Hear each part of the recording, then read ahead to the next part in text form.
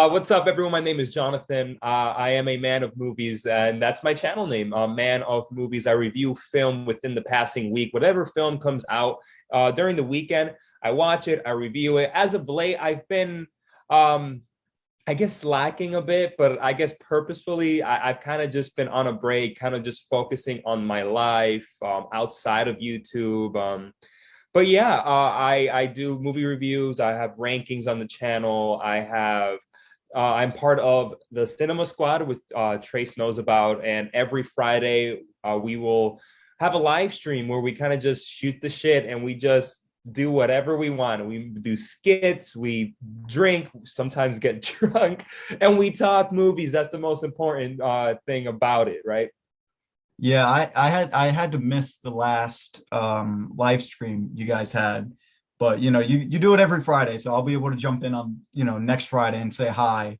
But yeah, I wasn't even able to at least jump into the comments and say hi. I felt bad about that, but It's all good. You can't make all of them. We understand. yeah, and you guys usually get like filled with comments, like comments on top of comments, so I'm sure there was enough to talk about. Man, that's actually one of the things that not only surprises me, but has surprised all of us is the amount of support that we've gotten from just shooting the shit. And it's just comments upon comments upon comments. And we weren't expecting that. We were expecting like maybe us and we would talk to each other, and every now and then someone would pop in with a comment. That's not the case. Before we're on, we have like 20 comments already. We're like, man, we're already an hour behind of comments. So you guys, speaking of the Cinema Squad, if I can talk about that for a second, and maybe I can get like a little behind the scenes of it. Um, I forget who posted it. Maybe it was you or Dan, but the Upside Dan. And Dan the man. yeah, he is the man. He's cool. And it was like a 45-second window of whatever you guys were talking about, but someone commented and said, whose idea was it to start the Cinema Squad? And like I rewatched it twice, but I don't think that I even got an answer. So whose idea was that? Because Sean said something funny, but like I rewatched it and I was like, wait, whose idea was that? I don't know if he answered. I know he kind of like said him and then us, and then he got this, and And you I guys got talked about bowling for some reason. Like I guess Sean likes the bowl. I didn't know that. I was messing with him real quick, just like a super quick tangent, but I was Yeah. just messing with him because he had a shirt that looked like a bowler shirt. So I'm like, John, I'm not gonna lie, I kind of want to go bowling with you. And he didn't catch that I was making fun of him. And he was like, I Oh, love bowling. I love bowling. And then he got it and he started cursing me out. So the Cinema Squad was actually Sean's idea, Sean from Lost in the Rio. We were talking for a while, and just I'd recommend movies to him, he'd recommend movies to me. And one day he was like, hey, I have this idea of kind of like creating a group that love film yet are very opinionated and have different opinions at the same time. Like we're not all the same people, because then that mhm. would just get monotonous, it would get boring. And he came to me and I'm like, that's a great idea. I love that idea. Who do you think should be on? And I think between both of us, Dan and Joe from Geeky Hijinks, like both of us, those were our first two picks.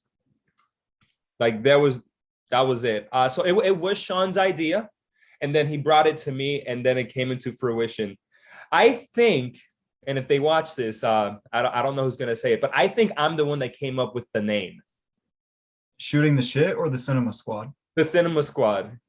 Yeah, and it's funny because with shooting the shit, a little behind the scenes, because you were talking about behind the scenes. Yeah. It all started because I got COVID a couple months ago.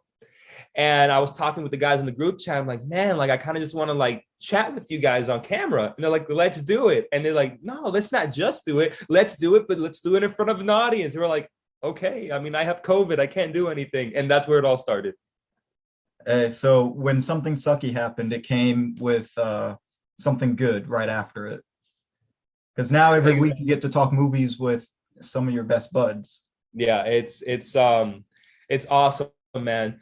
And it's not even, with like the best buds, it's not even with the Cinema Squad, but it's everyone in our YouTube community that to always be exposed to someone who loves film, whether it's my pals in the Cinema Squad or my pals outside of the Cinema Squad, like you, like Paul Tams, just talking film with people is something, and consistently, Yeah. it's crazy, man. It's crazy.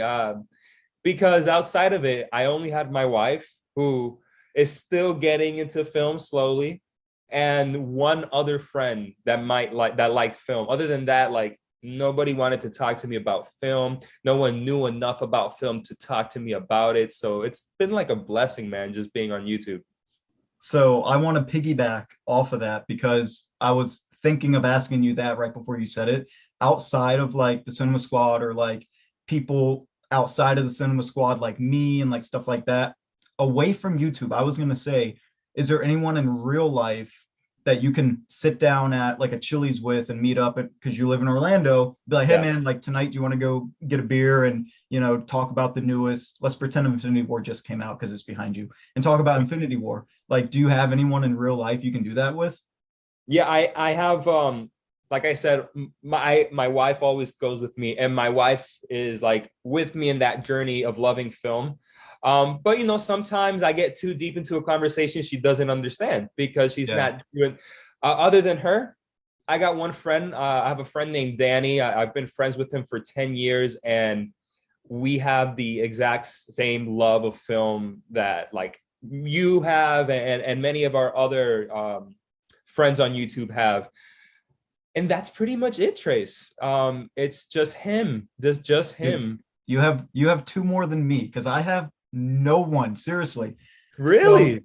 my ex-girlfriend, I used to drag her to like all the movies and stuff. But like even then, like she would go with me, but even then, like I couldn't really delve deep into like discussions with her because it wasn't her thing. And then my friends, like some of my best friends that I hang out with weekly, they don't watch movies and they don't get the references. So I don't have that outlet.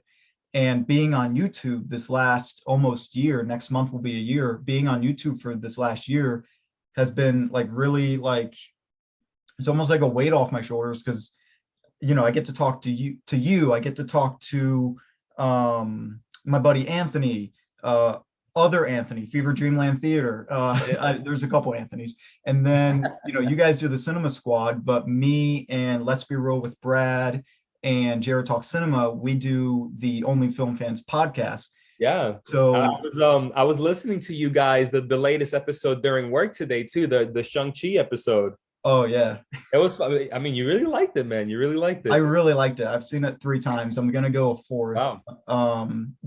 Upside Dan was talking about the 4DX for Harry Potter, and him talking about the 4DX, like I want to go experience 4DX. So I think I'm gonna drive down south and do the hour drive down to Fort Lauderdale to go see Shang-Chi for a fourth time, but in Wow. 4DX and have like the chair move around and stuff.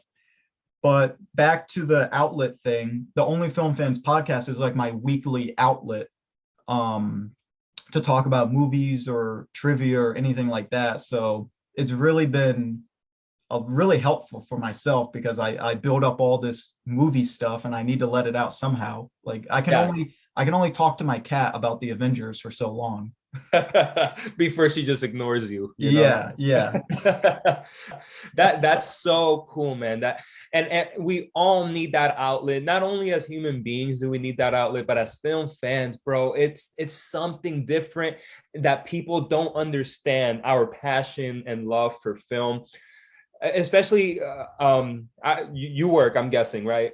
yeah, yeah, I do too. And my coworkers, whenever they get into a conversation of movies, or they talk to me about movies, it never gets out of the realm of just like stupid popcorn, turn your brain off, fun type movies.